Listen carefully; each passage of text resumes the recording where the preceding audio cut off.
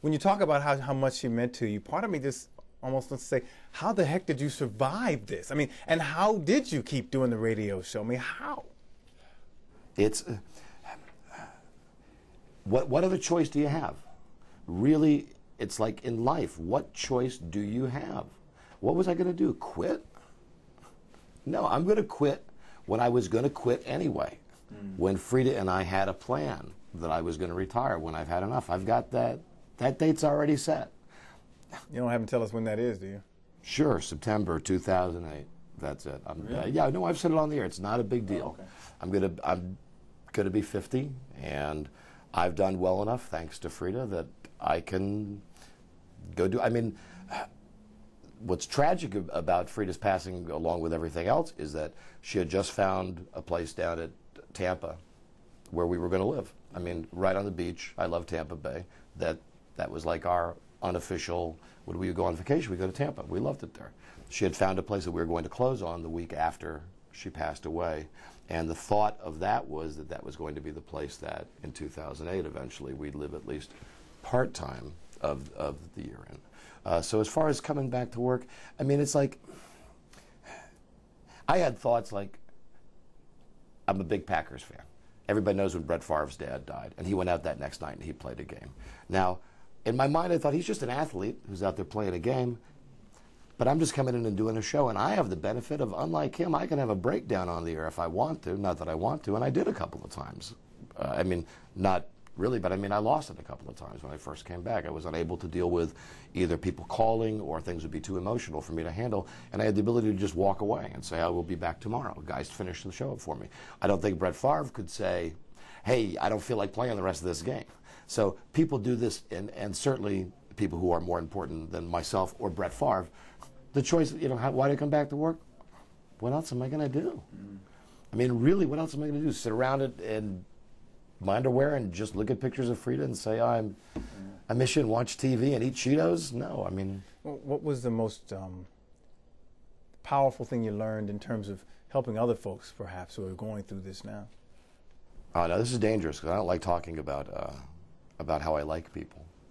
But I have met quite a few people who've been through similar situations, and I have, I think, been able to impact them a little bit because they've looked to me to say, how did you, just what you're saying, how did you get through it? How did you do this? How did you do this? And I told them kind of what I'm telling you, except I told them in much more great detail with all the super secrets. There are no super secrets. That's what I told them. There are no super secrets. It's just get up and say, what do you want? Do you want to be dead or do you want to be alive? I don't mean to be cold.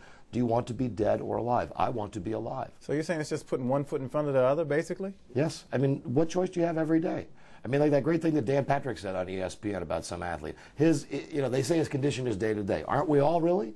Yes, we are. And you have the choice every day when you get up of what you're going to do. And I get up now and I think, I'm going to do the right thing to honor Freda and to be a stand-up guy and to be honest to myself. That's the main thing Freda would say to me all the time that still sticks with me to this day. She would say, baby, any decision you make, when you look in the mirror and you shave the face, if you can look at yourself and you're confident and you're okay with what you did, let it go. I mean, she give me great advice like that all the time. What was the most surprising thing over this period? The thing you didn't expect? How much people cared about Freda. Doing the show, and she had a much thicker skin than I do. People would call in and say incredibly cruel things about her and her participation on the show. Why do you have your wife on the show all the time? You're pee-whipped all the time. Why do you always have your wife on the show? Why do you let your wife tell you what to do? I hate it when your wife is on the show. I mean, we would get these calls, and I would air them because it's part of doing it. And I always knew in my mind, having Freda on the show served me in a couple of great ways. First, it's the best way to show people that really I'm like everybody else. I got a wife that drives me crazy. I got a kid who really I'm one step away from putting out on the curb because he just will not do jack.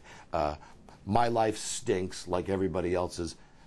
But, you know, it's what it is, so I'll deal with it. She helped me in that regard to show what real life is. She also would be the person that would say, you are full of crap. If I was doing something on the air that she didn't like or said something that wasn't true, she would call and say, you are full of crap. I would have her on the air because I knew it was good. People could relate to her and to me as a couple. She would give a different point of view. She was not afraid to tell me I'm an idiot.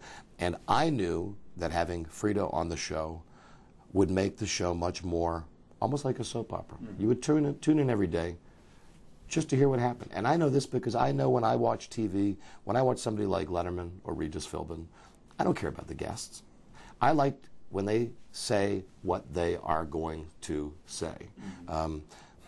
When I go to see a comedian like Chris Rock, I love Chris Rock. I love his stand-up. But I like it better what he says between the stand-up, when you get a little slice of the real him.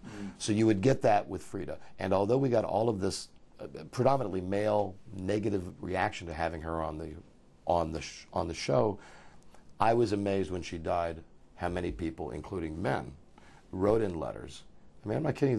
There were boxes of mail that I still have not opened up yet. Freda would hate that I have not opened it up. I can't deal with it. From so many people that were so touched by her, who got what a good person she was.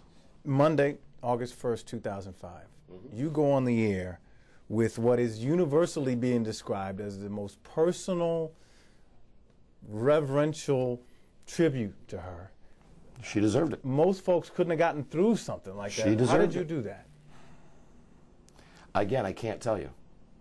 I can't tell you. I didn't know how long I was going to be on that day, but I did tell everybody that before I came back, I needed one day just to talk about her and put things in the proper perspective and drop the whole facade of being a radio guy and just be a regular guy. And just for, what's a nice way to put it, for the densest person out there who I love listening, who listens to the show, for that dense person that really didn't get that this woman was not a bitch and not a woman that I hated and not a woman that I fought with constantly, for that person who did not get the fact that this was a love story they were hearing, I wanted for one day to set the record straight.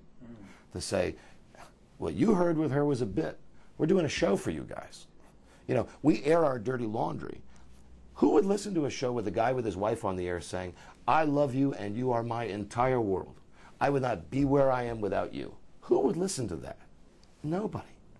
But for one day, I thought she'd put up with enough. She certainly deserved it.